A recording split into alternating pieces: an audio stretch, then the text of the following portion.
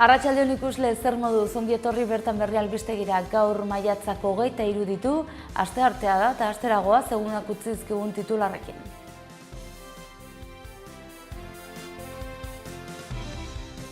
Eduardo Santos gutxigatik haiendu zaio Laura Perezi alduguren primarioetan eta susmoa xuxatzeko ikuskaritza eskatu du Perezek.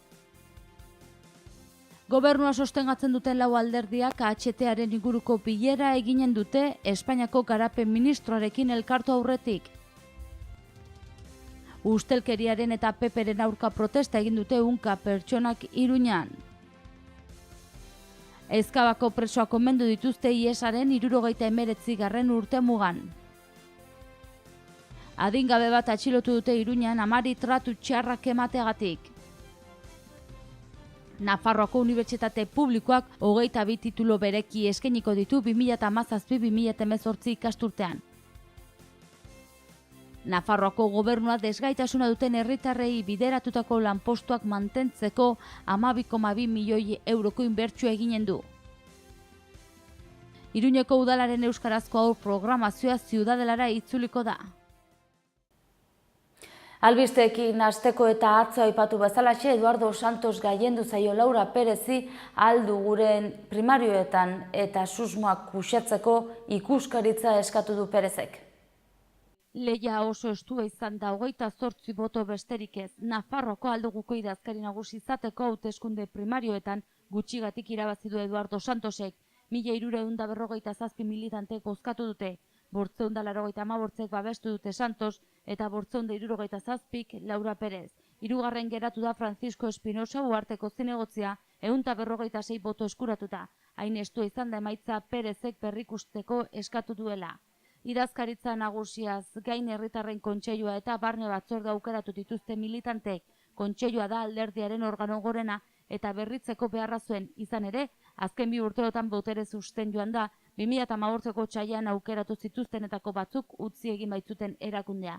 Era berean, estatutuek debekatu egiten zuten ordezkoak bilatzea. Primarioeko egoera hori zuzendu dute. Era berean, kontseiluko kideak hautatzeko prozesuan ere, emaitza estua izan da berriro. Santos ez gain, beste 24 kide izango ditu kontseiluak, horietatik 13 bere hautagaitzako kideak izango dira, eta gainerako 11 Laura Perezen taldekoak. Hala, kide hauek osatuko dute kontseilua.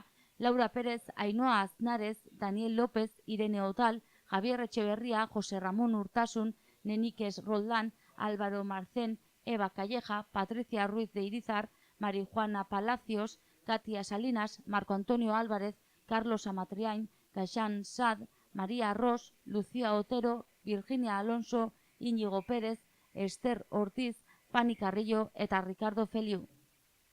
Kanpainan egin bezala antolamenduari eman dio garrantzia Santosek. Ainhoa Aznarez izango da alderdiko eleduna. Dena den ez dago argi parlamentuko eledun karguarekin zer gertatuko den. Santosek zehaztu du goizegi dela ezer aurreratzeko, hori erabakiko duten organoak osatu gabe baitaude. Perezek kanpainan aurreratu zuen galdu edo irabaziz gero eledun izateari utziko zuela, orain alderdiaren eskuetan utzi du postori. Duela 2 urte 56.000 nafarrek emandako babesa izan du gogoan.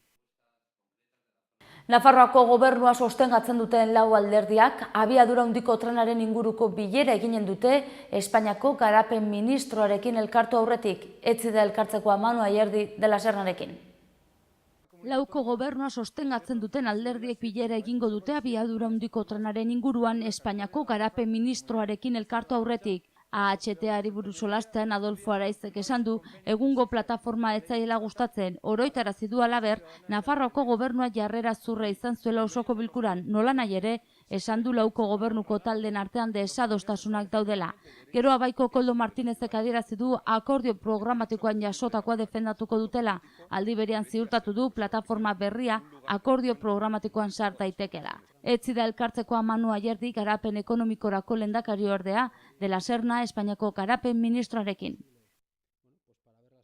Ustelkeriaren eta PP-ren aurka protesta egin dute ehunka lagunek Iruñan, Rajoy eta haren gobernua demokrazia kaltetzen ari direla salatu dute. Ehunka pertsona protesta egin dute larunbat honetan Iruñan PPek Espainiar estatuan egindako kudeaketaren aurka. Elkarretaratzean Nafarroako gobernu osatzen duten lautarikoak, sindikatuek eta gizarte mugimenduek egonda deituta. PSNek ere bat egin dute deialdiarekin. Elkarretaratzean Nafarroako gobernu ordezkaritzaren egoitzaren aurrean izan zen eta ordu erdi iraun zuen. Ustelkeria gehiagorik ez, PP kanpora leloa zeraman pankarta erakutsi zuten bertaratu zirenek. Pankarta eusten lautarikoko hainbat kide egon ziren, baita honako hauetako kideak ere.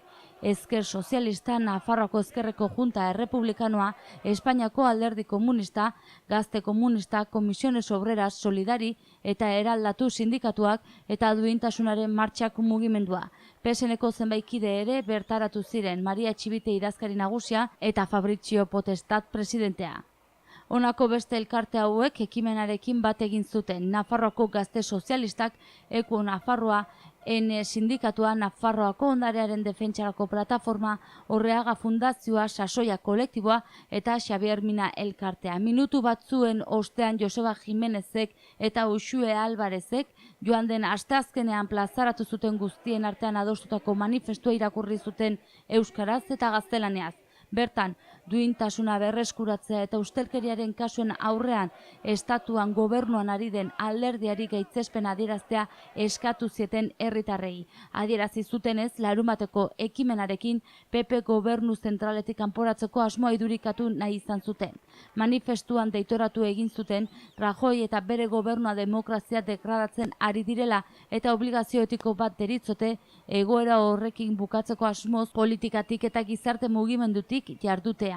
Manifestuaren sinatzaileek euren kexa Nafarroara ere zabaldu dute. Izan ere, eskuineko gobernuek diru publikoa arpilatu dute interes orokorrerako galgariak izan diren operazioekin eta erabilpenik gabeko obra erraldoiekin. Horien artean honako hauek aipatu zituzten: Reino Arena pabilloia, Los Arcoseko zirkuitua, Caja Navarraren desagertzea eta bidearen eta Pirinotako autobiak. Ezkabako presoak omendu dituzte iesaren 79. urtemugan. 1928an gotorlekutik ia 800 preso errepublikazaleek ihes egin zuten, baina frankistek hauek harrapatu eta hil egin zituzten. 79 urte bete dira estatuan espetxe batetik inoiz egin den ihesaldirik handiena izan zela. Gerra zibil garaian, 1928 urtean Ezkaba mendian dagoen San Cristobal gotorlekutik ia 800 preso errepublikazalek ihes egin zuten. Hala baina frankistek horietako 206 mendian harrapatu eta bertan hil zituzten, eta beste 14 Iruñara eraman eta hantxe fusilatu zituzten handik gutxira. Azken aldian Nafarroako gobernuak gorpuak hobietatik ateratzeko abiatutako programaren baitan Arantzadi Zientzia elkarte apurka-apurka sakabonatuta dauden gorpuzkiak aurkitu eta hobitik ateratzen ari da identifikazio lanetarako. Horren bestez, urtero legez gertakarien beste urteurren bat betetzeko bezperan omendu egin dituzte San Cristobalgo espetxe zenaren atarian bertan Nafarroako gobernuak eta Txinparte elkarteak antolatutako ekitaldian. Bertze kontu batekin jarraituko dugu. Aurrera adingabe bat atxilotu dute Iruñan amari tratu txarrak emateagatik. 16 urteko neskatoa harrera zentro batera sartzea agindu du adingabeen fiskaltzak. Iruñeko udaltzaingoaren herritarren segurtasunerako agenteek 16 urteko neskato bat atxilotu dute amari tratu txar fisiko eta psikologikoak ematea egotzita. Udaltzaingoak jakinarazi duenez, amak alabaren kontrako salaketa aurkeztu zuen larunbatean. Salaketaren arabera adingabea tratu txar fisiko eta psikologikoak egin dizkio amari denbora luzez. Udaltzaingoa maiz joan da familiak Bustintxuri auzoan duen etxe bizitzara. Salaketa jasota udaltzaingoak adingabeen fiskaltzaren esku utzi du espedientea eta honek adingabea harrera zentro batean sartzea agindu du. Eta Nafarroako Unibertsitate Publikoak bertzalde 22 titulu eskainiko ditu 2017-2018 ikasturtean. Nafarroako Unibertsitate Publikoak master, espezializazio diploma, unibertsitateko aditu titulu eta unibertsitate edapeneko diplomaren 22 titulu bereki eskainiko ditu osotara 2017-2018 ikasturterako. Unibertsitateko Gobernu Kontseiluak onetsi du eskaintza eta 5 titulu berri izango ditu. horietako 2 graduari lotuta eta profesionalei bideratuta daude. Espezializazio diploma sexu hezkuntzan eta unibertsitateko aditua agroekologian eta landa garapenean. Eta 3. bat berriz, graduali lotuta soilik, titulo berekia bideo-jokoen eta realitate virtualeko aplikazioen garapenean. Eskaintza berri osatzen dute unibertsitateko aditua osasunaren sustapenean eta masterra espainieran, marketinga eta turismoa tituluek eta azken hori Txinako ikaslei zuzenduta dago espezifikoki. Edukiari, matrikulatzeko epeari edo titulu bakoitzeko eskolak hasten diren egunari buruzko informazio guztia unibertsitatearen webgunean dago ikusgai. Honako hauek dira datorren ikasturteko gainerako titulu berekiak. Masterra zerga lan eta kontabilitatea aholkularitzan, unibertsitateko aditua datuen zientzian eta business intelligencerako big datan, unibertsitateko aditua eskuhartze sozialean aplikatutako etikan, gatazka etikoak eta etika batzordeak, unibertsitateko aditua aur garapenean eta hezkuntza laguntzaren beharretan, unibertsitateko aditua lehen hezkuntzako matematikan, unibertsitateko aditua erantzunkizun sozial korporatiboan eta unibertsitateko aditua lehen arretako gizarte zerbitzuen kudeaketan. Eta aipatutakoei hauek ere gehitzen zaizkie, masterra nazioarteko merkataritza zuzendaritzan, espezializazio diploma erizaintza onkologikoko zainketetan, espezializazio diploma hornidura katearen logistikan kudeaketan, eta unibertsitate edapeneko diploma eskuhartze sozialean hijito komunitatearekin. Titulu horiei dagokionez zabalik dago jada, online izen ematea ekainaren 30 arte unibertsitatearen webgunean. Hauek dira gainerako titulu bereki berriak, espezializazio diploma generoan, espezializazio diploma imigrazioan eta eskuhartze sozialetan, espezializazio diploma eskuhartze sozialean familiekin, aurrekin eta nerabeekin, espezializazio diploma gizarte lanean espezializatutako ikerketan eta unibertsitateko aditua erlijio katolikoan eta kulturan. Titulu horietan online izen emateko epea aurki idekiko da. Informazio gehiago nahi izan ezkero, interesa dutenek unibertsitatearen webgunea kontsulta dezakete, aipatutako bakoitzak epe jakin bat baitauka. Desgaitasuna duten herritarrei bideratutako lanpostuak mantentzeko Nafarroako gobernuak 12,2 milioi euroko inbertsioa egin du. Nafarroako gobernuak 12,2 milioi euro inguru bideratuko ditu desgaitasuna duten eta baztertzeko arriskuan dauden pertsonentzako. 1.700 enplegu inguru mantentzeko 400.000 euroko laguntzen bideialdi gehituko zaizkie pertsona hauek hartatzen dituzten erakundek egindako inbertsioak finantzatzeko. Miguel Laparrak eskubide sozialetako lehendakariordeak aurkeztu ditu jarduera horiek prentsaurrekoan Nafar Lansareko Nafarroako enplegu zerbitzuko zuzendari kudeatzaile den Paz Fernandezekin. Foru gobernuak gizarteko kohesio eta integrazio lortzeko duen oinarrizko helburuak dira. Enplegu zentro berezietan helburua desgaitasuna duten pertsonak prestatzea da. LGS-ren kasuan berriz gizartetik baztertuta dauden edo baztertuta geratzeko arriskuan dauden pertsonak prestatzea. Horretarako ordaindutako lan jarduera bat prestakuntza eta laguntza ematen dituzte. Miguel Laparrak eskubide sozialetako lehendakariordeak gobernuak enpresa horiei laguntzeko egindako esfortzuan nabarmendu du eta berez ekonomikoki proiektu bideragarriak direla esan du. Eta gaurko albisteekin bukatzeko Iruñako udalaren euskarazko haur programazioa Ziudadelara itzuliko da. 3 emanaldi izanen dira guztira, lehenengoa bihar hasita. Iruñako udalak antolatutako ziklo asteazkenean, hau da bihar hasiko da, maiatzaren 24an hain zuzen ere. Koindaera baten trukeren protagonista natura da, eta kontatzen du naturako bizilagunak urtero elkartzen direla marrubizko tarta erraldoi bat jateko, nabarmen utzita zeinen bizirik eta osasuntsu dagoen natura. Tarta prestatzen duten bitartean izarre kondairaren pasarte batzuk irakurtzen ditu. Duela urte asko, natura sortu zenean, pasartearen nondik norakoak ikusgai maiatzaren 24an bihar asteazkenan Ziudadelan, patata tropikala taldearen eskutik. Ziudadelako zikloak beste jarduera bat ekarriko du ekainaren 7an arratsaldeko 8etan Dindaia Fundazioaren eskutik. Dindei kale, jolas eta tailerra kale divertigarri eta berezi bat sormena eta elkarlana lantzeko jolas eta lantegi berritzaiez beteta. Eta amaitzeko 3. saioa ekainaren 21an izanen da asteazkenarekin hau ere arratsaldeko 6etan.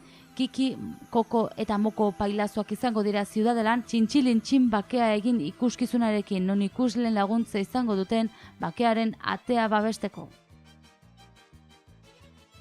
Maiatzak 23 ditu gaur, goazen eguneko albisten errepasoa egitera titularrekin.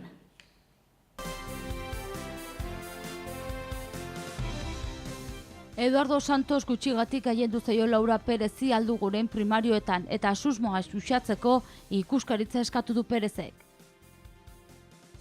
Gobernua sostengatzen duten lau alderdiak AHT-aren inguruko bilera eginen dute Espainiako garapen ministroarekin elkartu aurretik. Ustelkeriaren eta PPren aurka protesta egin dute ehunka pertsonak Iruñan. Ezkabako presoak omendu dituzte IESaren 79. urtemugan. Adingabe bat atxilotu dute Iruñan amari tratu txarrak emateagatik.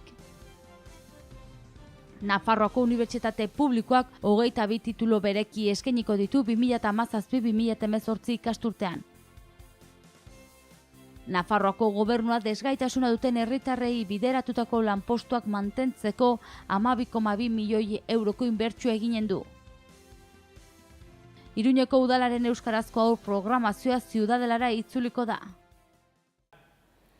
Eta hauxe izan da dena gaurkoz, mi esker zuen arratagatik eta arratsalde ona izan. Bihar arte.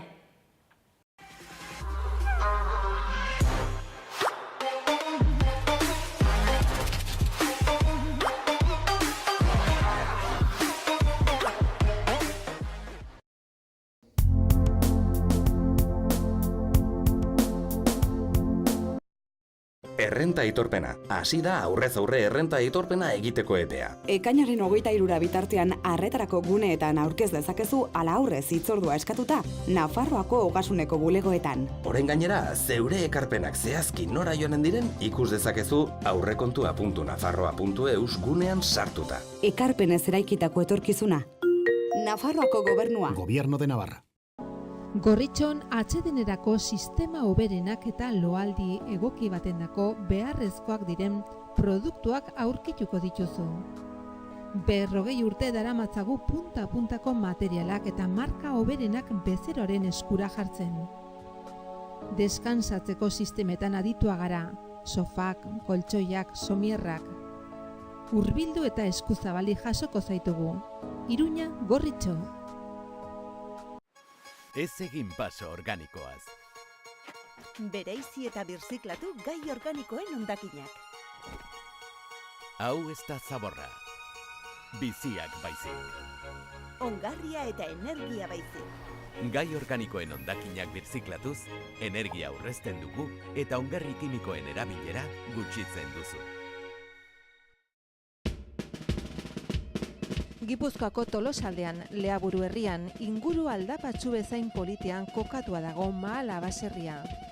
Bertan ekoiztu eta elaboratzen dira hainbat esneki eta txerriki, hasi gazta eta jogurretatik eta txorizo eta urdaiazpiko onduetaraino. Baserritik bezeroaren ganaino zuzenean iristen dira produktuak, modu naturalean eginak dira. Beraz, benetan, produktu osasuntsuak konsumitzeko aukera ematen du Mahalak. Eta goxo-goxoa gainera. Jan baserritik. Gure lurreko larre gozotik, nator zuzenean. Zuretzat esneki bihurturik modu naturalenean.